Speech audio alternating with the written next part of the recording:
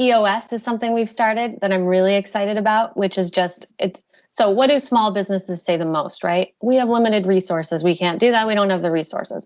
Well, so that's always going to be our excuse because it's true. So how do you do more with less is, I think, the real solution.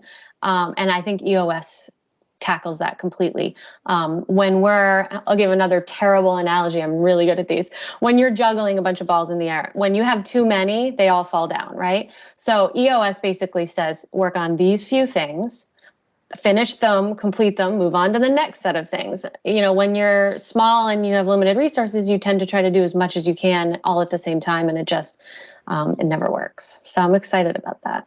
Yeah, I mean, we had talked about EOS before, and it sounds like you're using this opportunity to really implement, that EOS platform. And just briefly, we've talked about it on the podcast before, but maybe just briefly, people that haven't heard, what is EOS, and how did you get turned on to it, and what? I mean, you sort of talked right now about what excites you about it, but maybe elaborate a little more if you can. Sure. EOS is an entrepreneurial operating system, and it's basically tools, but an approach on how to organize your business, how to create accountability, how to